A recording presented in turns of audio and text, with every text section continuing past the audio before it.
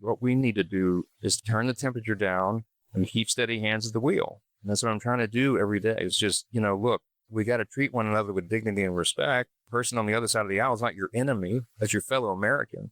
And the whole point of this exercise of the constitutional republic, which is still a grand experiment on the world stage, is that it is presupposed that we're going to show up at the nation's capital and have very different ideas and philosophies. But it's also presupposed you'll be willing to sit around a table and work it out. Talk through your objections. Find the solution. Get to yes. Top leaders, meaningful conversation, actionable advice, bulldoze complacency, ignite inspiration, create impact. Produced by Southwestern family of companies. This is the Action Catalyst.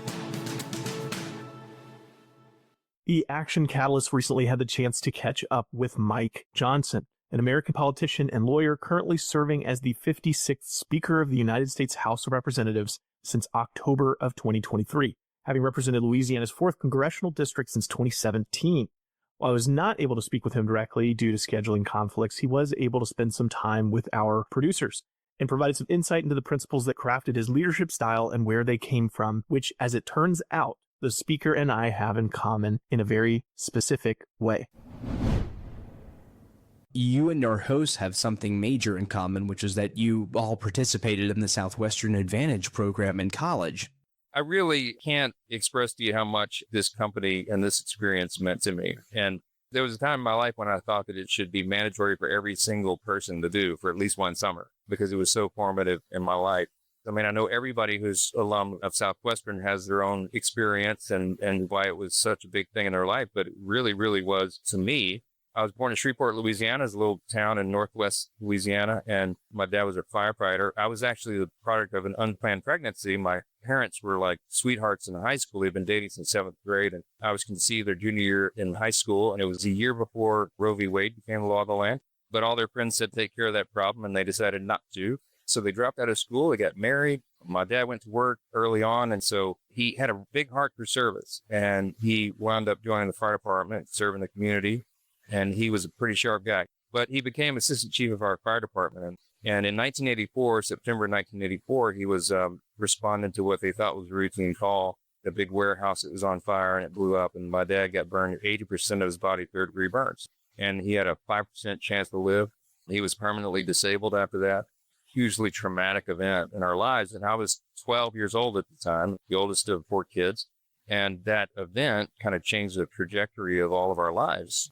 I had to grow up real fast and start kind of taking care in large part of my younger siblings and our little small family farm. And I just learned a lot about hard work and sacrifice and the faith of our family that carried us through all that. And you look back over your life and you realize how formative all that stuff is. And then because I wanted to be the fire chief of my hometown, until that happened, they wouldn't let me do it. And so they said, no, you guys are going to go to school instead. So I wound up being the first person in my family to go to college. And I went to LSU because, if you go to college in Louisiana, you go to LSU. I wound up there and I was wandering around campus that spring. I can't remember exactly. I mean, it's been a long time ago. This is 1991, okay? But I'm pretty sure they handed me a flyer and they hooked me in somehow. These guys get great sales pitches. And I don't know what it was about me, but they thought maybe there's a diamond in the rough here. And they convinced me to do it. So I said, hey, yeah, man, you mean I can run my own business? Challenge? Let's go. So I did it.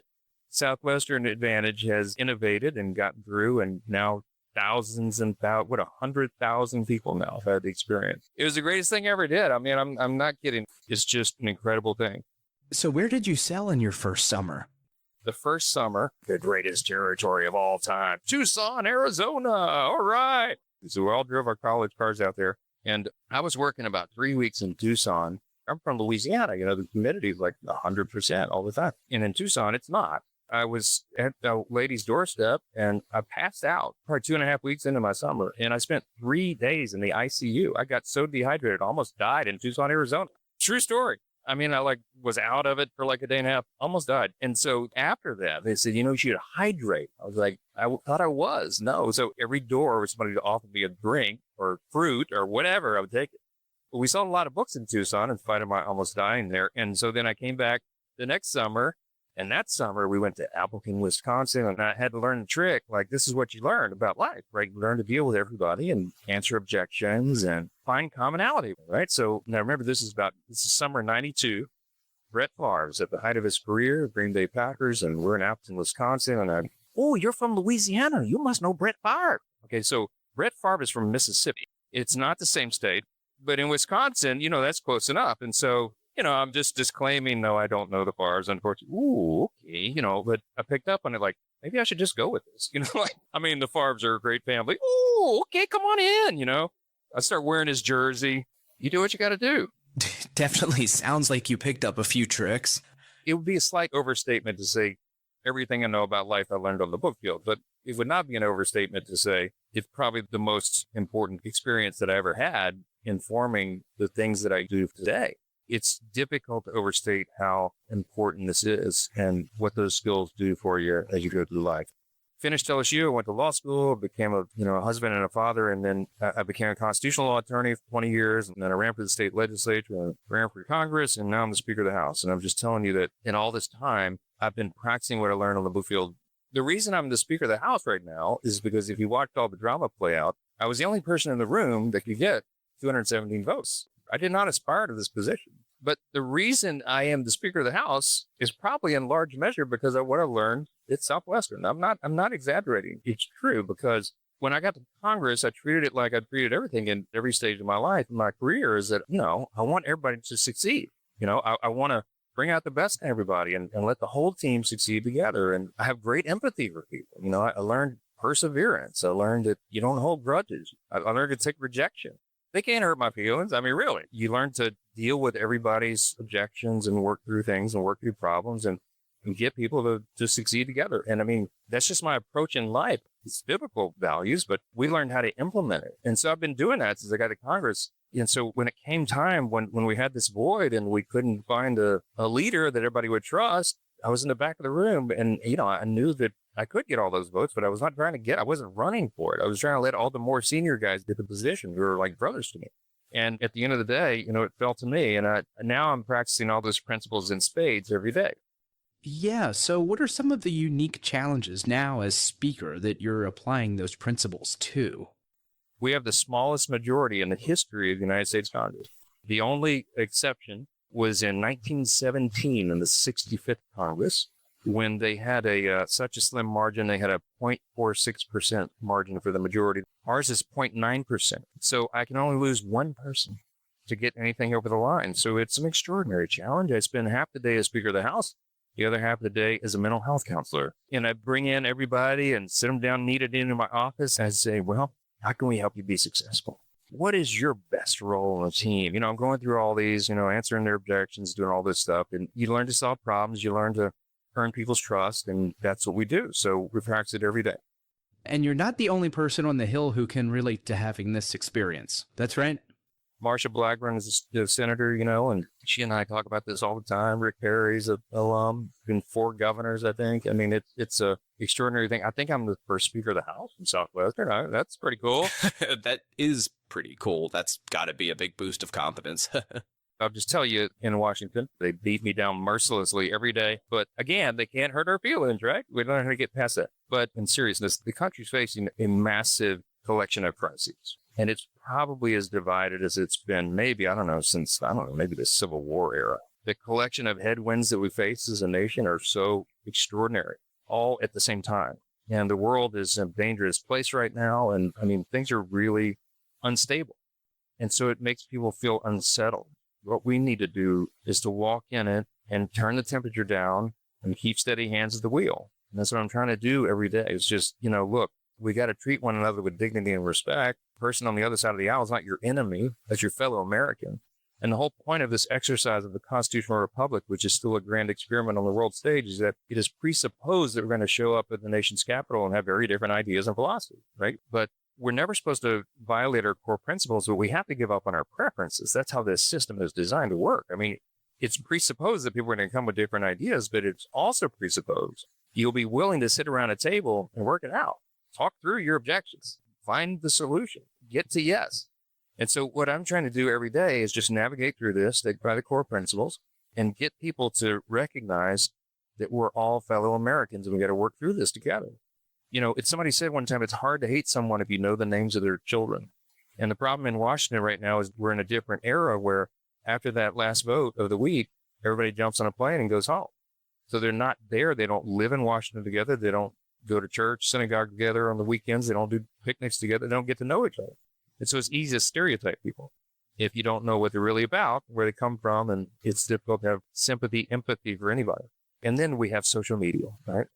Trent Lott came in to see me the other day, great senator. He said, Mike, you remind me a lot of myself when I was a young man. I said, yes, thank you, Senator. He's like a legend to me. And he said, we had the same hair. Oh, well, thank you, Trent Lott. I don't know if y'all know Trent Lott, but that's a high compliment. I said, thank you, sir. He said, I was the leader in the Senate.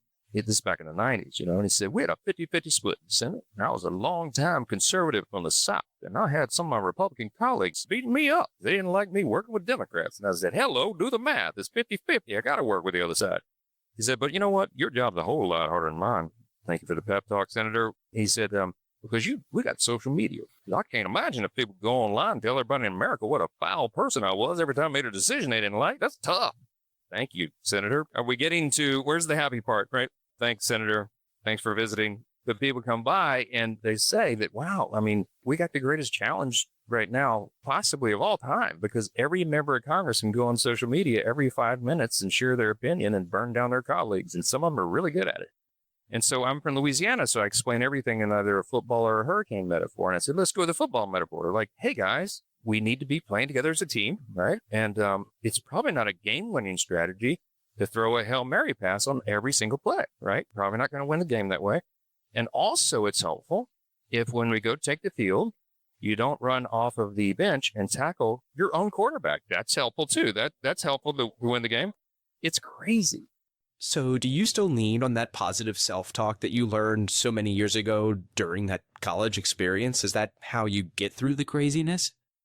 I am an optimist. I believe that America is the greatest nation in the history of the world. It's not even close. We're the most successful, most powerful, most benevolent. It's not even close. And the reason is because we're built on these foundations. And our job, all of us right now, no matter where we are, is we have to remind this generation of Americans that, as Reagan said, freedom is not inherited in the bloodstream. You have to fight for it, pass it along to the next generation.